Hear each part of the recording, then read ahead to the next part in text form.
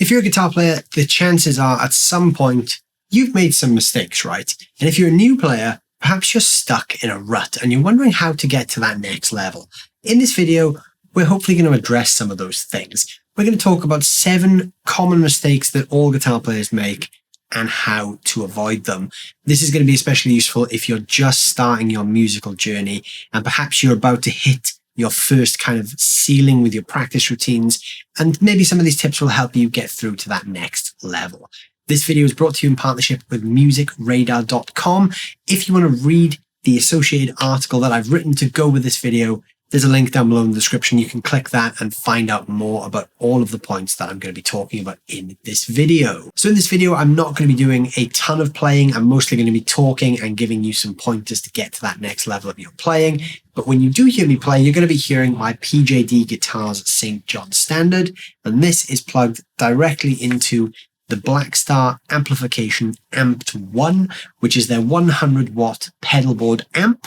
I've got a crunchy tweed amp kind of sound going on, and that's going via the 2-notes Torpedo Captor X. So all the playing that I do in the video will be using those things. So mistake number 1 is practicing the wrong things. Now, this is something we're all guilty of. We all do this as guitar players. We just want to practice the fun stuff. And I know that this whole journey should be fun. It should be fun for all of us. But sometimes we do have to practice the boring stuff. And that includes things like dexterity exercises, picking exercises, coordination exercises. All of these things might not be the most fun things to practice because really we just want to pick up a guitar and we want to play our favorite licks, right? We all do, I do, and I know you certainly do. But sometimes we do have to knuckle down and practice some of the boring stuff. So if you're a new player, you may want to look into doing exercises like this with your dexterity.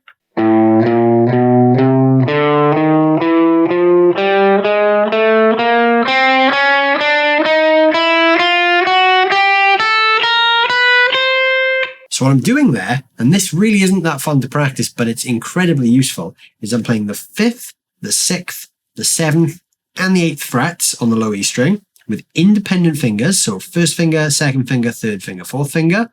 And then I'm alternate picking those notes. Down, up, down, up. Then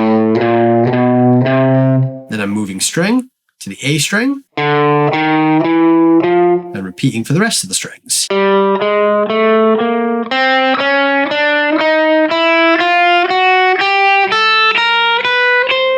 While this isn't always going to be the right thing to practice, if you're a new player, things like this are essential. Keep this in mind wherever you are on your guitar journey. It's very easy to practice the wrong things and get stuck in this loop of not progressing. When you're looking for the right things to practice, think about what you're struggling with. If you're struggling with pick speed, think about that. Think about some exercises that will help with your pick speed. If it's coordination between your hands, work on coordination exercises. It's really easy to just focus on learning songs and learning other people's licks. Sometimes we forget about the important things that we should practice. Mistake number 2 is pressing too hard. If you've just started playing guitar, this will definitely resonate with you. Perhaps you find after 10 minutes your hands are absolutely exhausted. You're probably pressing down on the frets too hard. Now, in the early days, it's really easy to do because you haven't really built up that strength in your fingers yet. So the temptation is just to knuckle down and press as hard as you possibly can. Here's a simple exercise you can use to figure out how to press down the right hardness. Now, what I want you to do is pick a note anywhere on the fretboard. It really doesn't matter. I'm going to use the 5th fret here on the G. Once you have that note, what I want you to do now is just rest your finger on the string as light as you possibly can. So when you pick the string, you just get this. You just get that muted string sound. Now, I want you to keep doing that picking motion, but gradually press the string down until the note sounds.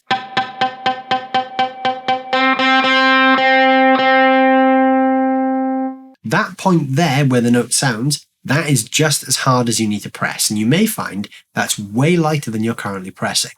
If you press too hard, not only can you fatigue your hands and give yourself nasty issues like carpal tunnel syndrome, but you can also actually bend the note sharp. Now, what I am going to do is I'm going to play that same note, and I'm going to press down even harder, and what's going to happen there is you're going to hear the note go sharp.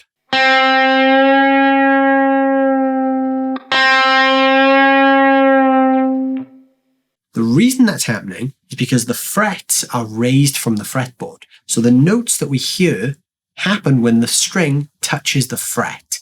If we push beyond where that fret contact point is and down to the wood of the fretboard, we're actually bending the string below the fret line, which is actually adding more tension to the string, therefore making the note go sharp.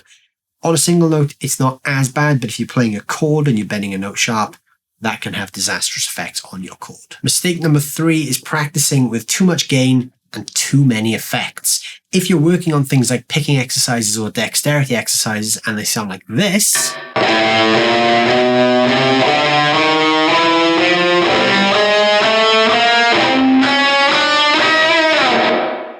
then you're definitely using too much of all of those things. Now, as fun as it is to play with loads of gain and loads of reverb and loads of effects, we don't need it for practice.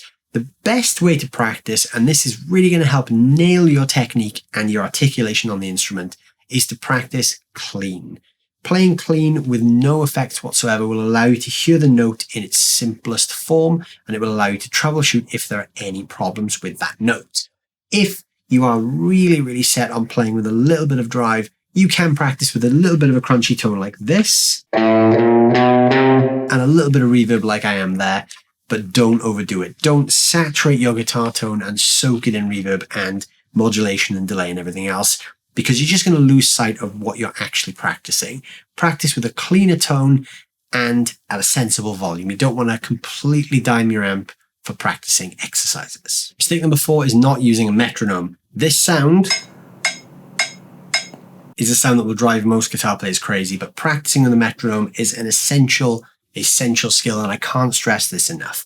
A metronome will give you a tempo and a pulse to practice along to, so whether this is chords, exercises, rhythm work, anything you want, get a metronome. Download a metronome app to your smartphone or tablet, go online, find one online, or even buy one. Get used to hearing that sound, play in time with those clicks. It's going to make a big difference to your guitar playing. You can practice your scales, 1 note per click, 2 notes per click, and so on. A metronome is great for helping you lock in with a pulse, keep in time. Think of this like playing with a drummer. You've got to play in time to be a great player. And also it's a great speed building tool. As you play, you can increase the speed of the metronome to make your exercises faster, and therefore getting your overall playing level to that next layer of speed. It's also great for monitoring progress. So if you can play something really clean at one tempo, but you can't at the next tempo, you know in between those 2 tempos, there's a little bit of work to be done. So it's great for monitoring your own progress as you go. Mistake number 5 is a really conceptual idea, and this is not being open to new styles of music.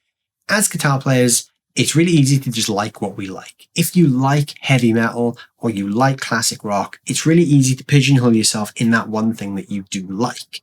Sometimes it's great to think outside the box. Now, I'm not saying everyone needs to go out and listen to jazz here, but consider other styles of music. Even if you don't like those styles of music, just listen to them. Absorb what those styles of music are telling you and what information you can hear. Maybe you might love thrash metal, but a brand new pop song that's in the charts might have the most interesting chord change you've ever heard before. And you would not know that unless you open yourself to that new music. You don't have to become fans of everything. You just have to learn to listen to new things and take ideas from them. This is something that can really make guitar players go to that next level, because you can bring in elements of other things into your own style and really build a really unique sound for yourself. You might love blues playing, and you might listen to a jazz record and hear a really interesting note. You might then integrate that note into your blues licks, and then you've created something that is distinctly you. So it's really easy as guitar players, like I said, to ignore everything other than what we love. But sometimes opening our ears to new things is actually a really beneficial thing for our practice. Personally, one thing I like doing in this is I like to put on a track I've never heard before, work out what key it's in, and then try and play along with the vocal melodies. Even if I'm doing a call and response thing, I try and think of the vocal melodies in songs and jam along with those. I do this a lot with pop and chart music because I find that those kind of vocal melodies, often quite major sounding ones, will give me some really interesting phrases, and then I can take those phrases and use them in my own guitar solos. Mistake number 6 is learning too much at once. Don't try and learn every song by your favorite artist in 1 week.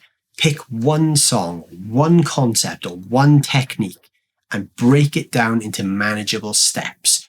It's really easy to overdo it and take on way too much as a guitar player. We all do it, and when we take on too much, we don't improve because we just go around in circles and we're just dividing our time inconsistently between all these different topics.